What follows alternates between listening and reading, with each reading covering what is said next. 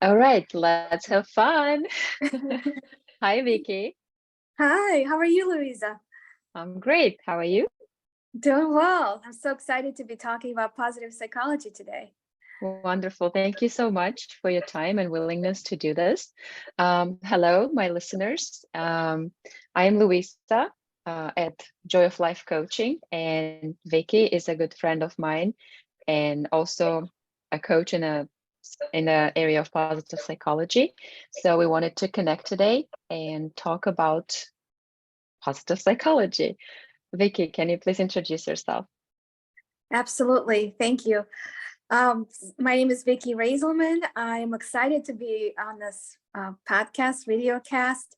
Happiness and positive psychology has been something I've been really interested in from the beginning of my time that I can remember. I always had this need to be happy, but never could figure out what that really meant. And so coming to, Robert's class where we met and learning more about positive psychology in the last few months has really kind of changed my understanding of the topic. And I would love to discuss it with you and see how we align and where maybe we differ. All right, thank you so much. And you already started touching base on the questions I had for you because I was curious about how you got into the field of positive psychology and happiness studies, what got you interested, and what excites you about this field. Could you please share a little more? Yeah, absolutely. I think for me, what excites me about the field is really the focus on strengths. It's something that I resonate with, and also watching what in your life gives you energy and what kind of takes that energy away. And the third thing is probably really embracing your dark side, which you wouldn't think when people think of positive psychology, they kind of think about, oh, it's all happiness and it's positive, and but it's about how do you deal with those difficult feelings and how do you address them. Thank you so much for sharing that.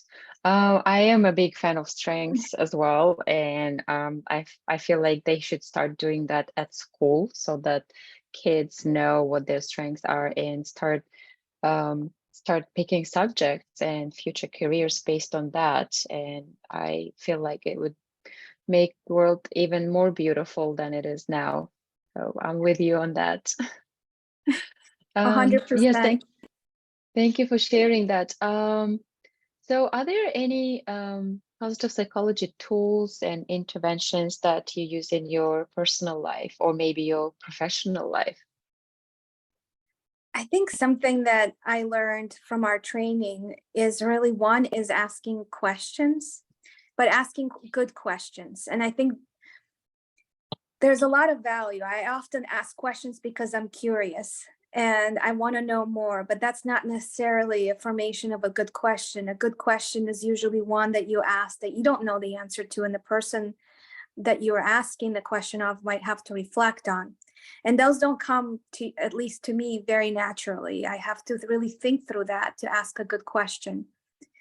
The second thing for me is really around once you ask the question and you want the person to answer, you might expect them to answer in a certain way, not to have that expectation, nor to own the resolution of whatever that answer leads to, and really putting that on the coachee. I think a lot of times I want to solve the problem, take care of it end to end. And I think it kind of made me pull back and say, you know what, I don't own the resolution of this. I just own the question. And that's a very different way of seeing the world. Wow, yeah, that's very interesting. And it also sounds like you are putting the responsibility for the agenda on the coachee and like not to have your own agenda. Oh, I want to bring this to Right. resolution, but rather let it unravel the natural way wherever it might take the meandering mind of the coachee. Um, Yeah, 100%. And like a person needs to be ready for that change. I think that's the other thing that I kind of learned is that, we might be on our own timeline. We're like, we want to solve this now. But if the person who owns the agenda is not ready to solve it, it doesn't really matter how good your advice is or where you're gonna, the aha moments, if they're not ready to take action on it and own it, it's not going to go very far until they are at that point. Makes sense. Makes sense. And you also mentioned advice. A lot of people come to me as a coach and they say, "Oh, I want you to advise. I want your advice." What's your take on that, like coaching versus advice? Mm. Yeah, I think everyone loves to give advice. I'll say that myself, that I always feel like, hey, I've done this before. Let me give you some advice. Um, you know, I changed my mind on it. I'll be honest. I was always ready with advice, especially like if my kids or someone else comes to me, I want to, tell them exactly how to do things. I've actually, again, it's something I work on. I'm not perfect. It's really about advice is not relevant. And because each one of us has our own experience, our own strengths, our own agenda. So what worked for me might not work for you. And so me giving you advice could actually steer you in the wrong direction for you, and what you need to accomplish. I think it's a very important point to understand, because I've gone to other people and I'm like, please tell me, what should I do with my life? What should I do for my job? What should I do next? And you're so smart, you should know. And then I would listen. I would listen very careful, like, wow, this person told me to do this, so I must do this. They must see something that I don't see. And always, all my life, searching for this deep secret that someone out there has about who I am and what I'm supposed to be doing in my life. And I think coming to a realization that not even the closest people who probably know and love you the most, your mother, your husband, whoever, your best friend, who really might, really have the best in mind for you, right? And for your life, really will not give you good advice, not because they don't want to, but because they're not you. Because they have their own set of experiences and expectations and strengths that you don't possess. That's awesome. Thank you so much for sharing that. Yeah, and it feels like the responsibility for making decision and taking action, most importantly, lays on the coachee, on the person who is in search of answers and advice. Yeah, absolutely. And that's why I think the initial meeting, when you meet with your coach and you're finding that match, it's really a matchmaking exercise. You really have to kind of be ready for that change and not expect the coach to kind of take you through and own the agenda and push you along, because it's not the kind of, even if they can do that for you, you still will not be happy with the results, because it didn't come from your initiative, from your desire to change, and really from your conclusions. Mhm. And so And it's not authentic. it's not Sorry. authentic to you. No, you're right. No, Lisa, you're 100% right.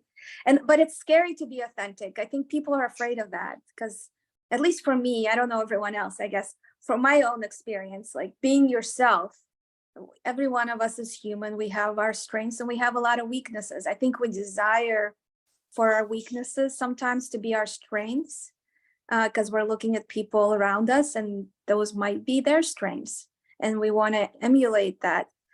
And I think sometimes when we do that, we kind of get away from who we are. And it makes things a lot more difficult for us, whether we're trying to please the person or we're trying to follow advice. There's different motivations, to step back and say, hey, this works for them, but it doesn't work for me.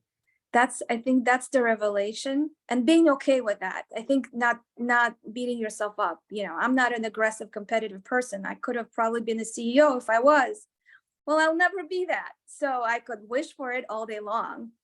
I do things through collaboration and kindness. Those are my strengths. And if I lean into that, that could still lead me to a very good route. But if I try to, and probably work better for me. But that realization, whatever it is for you, is hard. It's hard to accept sometimes. And it takes courage to look inside and discover what those strengths are, and then the next discovery of how you can apply them in the life. But I agree with you. That brings the most satisfaction and contentment in life. I have another question to you about happiness and the pursuit of happiness being a fundamental right of fundamental human right. I'm curious to know your take on that. It's hard. You and I were raised in Tashkent, near Tashkent, in former Soviet Union, right? I mean, happiness was not something that was a community value that was encouraged from an early age, right? I would say hard work, community spirit, helping your family, being collaborative, right, and pleasing to your parents, respecting the elders. There were many other values that I would say came before happiness. Happiness was like, who would talk about happiness? People didn't smile at all. It seemed frivolous, right, to even mention it. So I think coming from that background, it's very hard a lot of times to say, I deserve happiness. It's my basic human right. Because not that you're going against the foundation, it's that you have to change your mind, that's actually really super important, that you can experience joy and happiness and still be a valuable human being and a great member of society. What helped you make that switch? I don't know if I have. I'll be honest with you. I mean, I desire for it. Yeah, I think it's better for me mentally, rationally. I understand that I should experience more joy and happiness, but it's so not intuitive to it. I fight myself on it every time because I'm like, what do you mean? I'm gonna just have fun here? That's not how I was raised. First, you do the hard work, right? Like you come home, you do the homework. You don't go out play with your friends. You get the homework done, and then when that's done, you do your chores. And when that's done, then maybe you go play with your friends if they're outside at the same time, right? So happiness and fun is like, once you have other things completed that are more important. So changing your mind, to your point, around putting that first is not like a natural thing for me personally. It's a process. It's a process, yeah. It took years for you to get to where you are, and it's not going to happen like at a flip of a finger, right? That you're going to switch. Oh, now I'm going to experience joy, whatever I do. Right. Exactly. And it's very, if you think about it, it's very, first world problems, as they say, right? We kind of were, to think about joy because it means your other needs are taken care of. It means you have a safe place to live and you have food on your table and your children can go to school in a safe environment and you have a job that takes care of your basic needs. There's a lot of foundational kind of Maslow's hierarchy, right? There's a lot of other things that need to happen. A lot of other things that need to be before you start kind of thinking about self-actualization. So I feel that I can only be at this point because of my opportunity to be in the United States and to be where I am. And it feels like you're grateful for that. I am super grateful. I'll tell you a story, Luiza. I don't know if it relates to this or not, but I have to share. I love stories. When I moved to the United States, we moved to a town called Hancock, Michigan, which is in UP. And there's a sign before you get to it, like 4 miles before, it says end of the world, 3 miles. Hancock, Michigan is 4 miles. It's that far north. It's north of Toronto. If you look on the map, it has very long winters. It's right on the coast of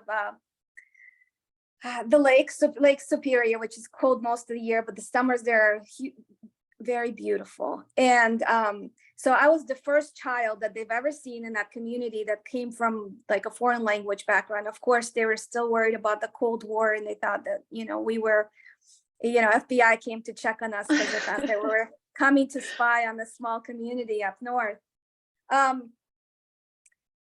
I think when I went into the school, they didn't know what to do with me because I didn't speak English. It was middle school. And there were two classes that I excelled in, and one was math because I could understand it. It's all numbers, there's no translation.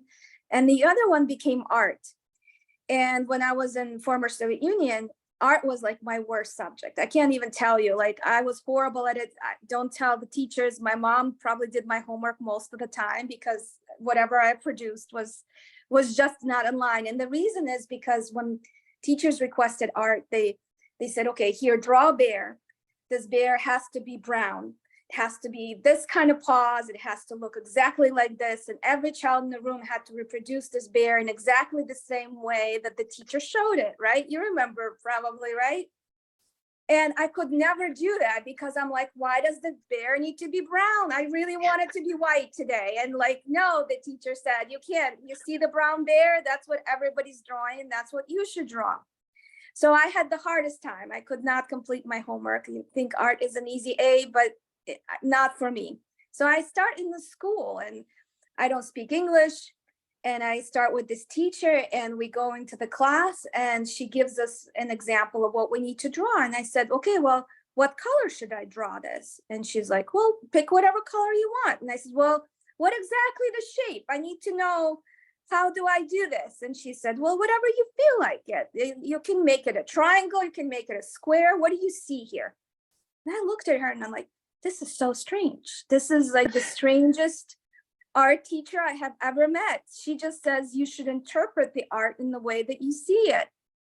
And it became my favorite class. My parents still saved all my artwork from back then. It's hanging in there all around their house many, many, many years later. It made it from very different moves all over the country. And when I look at that art, I'm like, I can't believe I did this, right? Like, I really feel like I've excelled at something that was so close to me before. And I think that's why I say when I came to the US, I started seeing things in color because it just changes how, your imagination. You can use your imagination in so many different ways. Amazing. Thank you for sharing. Yeah. Wow. I can totally relate to that because everyone had to be like uniform, the same like square shape. Sometimes we're just round holes. We don't fit into the square, right? So you just, no matter how hard we try. Exactly. Yes. I'm glad that you have fond memories of that experience when you came and you had the freedom to choose the shapes, the colors. Wow. Yeah. It's a big deal. Another question I had for you today is about positive emotions. Positive psychology emphasizes the importance of cultivating positive emotions and experiencing more of them, not necessarily denying negative emotions, as you mentioned in the beginning, right? Looking into the dark side, but still, like, we do want to have more positive, less negative. So do you have any practices that you can recommend or interventions? Or what's your take on that in general? I struggle with it all the time. And I positive emotions, I smile naturally, right? Like I'm a very smiley person, but I don't always smile because I feel happy inside. I think a lot of it is kind of just a mask to make others feel comfortable or make myself feel comfortable, not have to address their questions about what I'm really feeling. It also has to do with managing conflict, right? Like if you feel sad, do people really want to know about that? Or do they want you to just say, I'm fine? So, I don't know if I'm answering your question. I guess I don't have a good answer. It's not something I've mastered in any way. I definitely like to be more positive, but I can tell you that when times are hard, I definitely experience a lot of negative emotions and I have to kind of work through them. And that's okay, because from what I learned, happiness is a state, which means it comes and goes. So it's natural to experience negative emotions, and they are similar to positive emotions, meaning we feel them and we need to live through them. So speaking of positive emotions, and smiles, there is this exercise called smile yoga. Yeah. So you just smile, no Yeah. matter how you feel, you just smile. And that sends your body the signal that everything is okay. It turns on the parasympathetic system to calm your body down and say, okay, there is no threat, no stress, everything is all right. And even doing that for a little bit, like 1 or 2 minutes during the day, or at least once a day, will Mhm. probably be helpful. Again, it's not one size fits all. It has shown that it works for some people in some Yeah. situations, but probably it is something worth trying. Speaking I of think experiments so. in life. There's Tara Brach is a meditation teacher, and she has a smile meditation. It just reminded me of that. It's one of those that I think you can like play on repeat all the time, but that's exactly what it does. It just kind of teaches you to smile through the meditation itself. Wonderful. Thank you for sharing that. Any final thoughts or wishes to our listeners? Well, I think if you're listening and you're interested in positive psychology, you're on an amazing journey.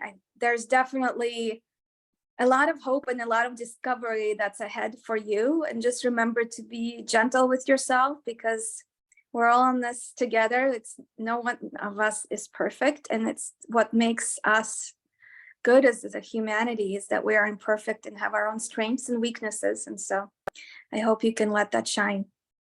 Thank you. I'm having goosebumps. Thank you so much for your Thank you. time, for the So wisdom, nice. Vicki. It was Yeah, really great to see you, and great hope to we see can you meet too. again. Absolutely. Thank you so much, Luiza.